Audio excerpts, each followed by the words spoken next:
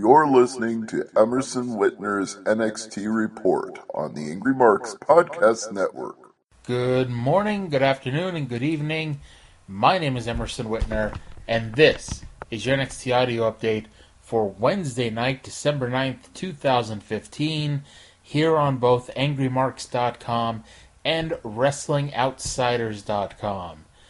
It is 1 week until NXT TakeOver London next Wednesday afternoon, 3 p.m. Eastern, 12 noon Pacific, and of course it'll be available on demand after the show ends, so you don't have to skip work, you don't have to skip school, you can watch NXT at your convenience next week. However, it will be broadcast live at 3 p.m. The show started this week with the number one contenders to the Tag Team Championship, Enzo Amore and Colin Cassidy. Next week at TakeOver, they get their second shot this year at the tag team titles, this time held by Dash and Dawson. This was a very different Enzo and Cass, as they didn't do their usual entrance, which is so weird after 2 years of hearing it. Hollis and Skyler, their opponents, Corey Hollis and John Skyler, looked similar to the champs in the way that they dressed, which I guarantee was not coincidental. Colin managed to still scream, "How you doin'?" while beating the snot out of one of his foes. Enzo eventually tagged in, had a mid-air collision with Hollis before dropping him a second time with a very nice-looking drop kick, and then the challengers picked up the win with the rocket launcher. After the match, they cut a promo about how this is how they put food on their table. They have been teaming longer than any other team in NXT history, which admittedly is not saying that much, but they have been teaming for well over 2 years. They stated that Dash and Dawson will not affect their future. The only people that will affect their future are standing in that ring at that time. Colin said they fought way too hard for way too long to let Dash and Dawson get in the way of what they want. They promised to get retribution, they will leave the champs laying, and they will walk out as NXT Tag Team Champions. A really good promo here on the Go Home Show. Backstage, Tom Phillips interviewed Emma and Dana Brooke. Emma asked why the red carpet has been rolled out for Asuka since day one. Emma stated that she is the one that paved the way long before you ever heard of Bayley, Sasha, Charlotte, or Asuka. And the promo ended with Dana making Tom Phillips squat down so she could pat him on the head. A video for Ty Dillinger aired. Not sure if you heard the rumors yet, but he is the perfect 10. Asuka defeated Dianna Purrazzo via ref stoppage knockout. Asuka has added that horizontal black line across her face, similar to the one that Jessica Havoc used in TNA. I want to point out Dianna Purrazzo may be the wackiest name they've come up with for one of the women yet. Asuka used some really nice wrestling before snapping off an armbar so quickly and so beautiful that somewhere Alberto Del Rio was watching, taking lessons on how to apply that hold better. Thankfully for Dianna, Jimmy Uso did not dive off the top rope onto the arm, but instead she got the ropes. And at that point we were joined by Emma and Dana Brooke. Emma was looking really good in her jeans tonight. And then, while Asuka was distracted, Dianna tried to sneak up from behind, but Asuka then laid her out with the best spin kick this year, and the referee waved it off, giving Asuka the victory. The Hype Bros in the worst promo of the year were being annoying and talking about poop. In another part of the locker room, Alexa told Blake and Murphy that the last 2 losses were embarrassing to her.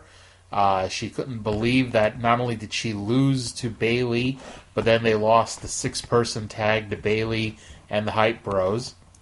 And she said that it's her men's fault. And her men did vow to break the Hype Bros. We finally found out who the Drifter is. It's Elias Sampson, and he's going to be re-debuting soon. Honestly, I think NXT would be better off with a grifter instead of a drifter, but that's what we have for now. We had the Hype Bros versus Blake and Murphy in a match that was pretty good, but shockingly long considering that neither of these two teams are on the TakeOver card. Blake is now wearing a ripped shirt that looks like he just put on one of Alexa's shirts and it exploded. Not sure if that's better or worse than when I couldn't tell the two of them apart. Corey Graves, my least favorite announcer of all time, did his heel rant of the week about the Hype Bros.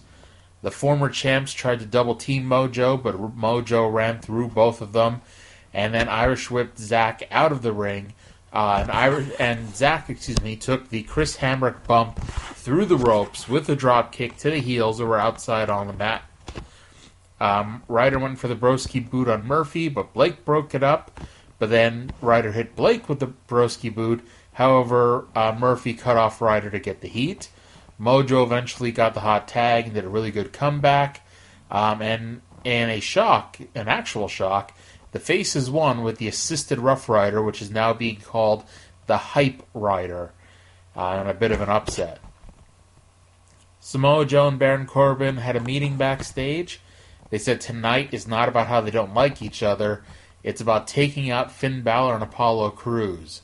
Corbin called Apollo a rookie who doesn't deserve anything, while Joe said that Finn betrayed him and not the other way around.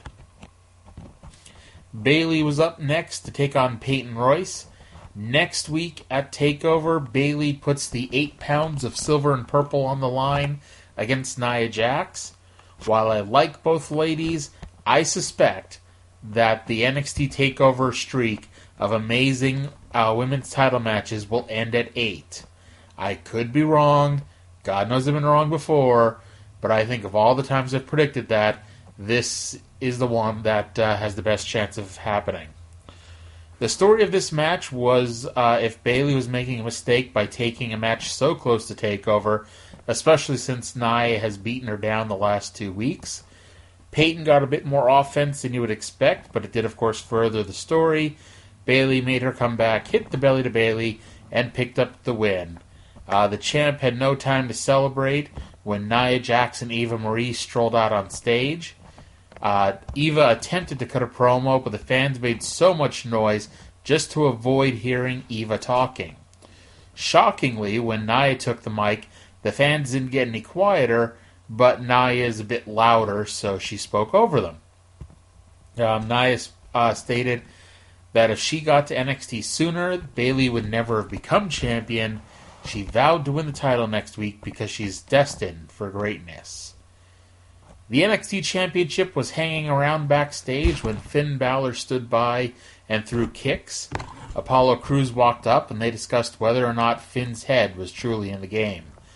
Apollo reminded them they have unfinished business, and then after that, he's coming for the strap.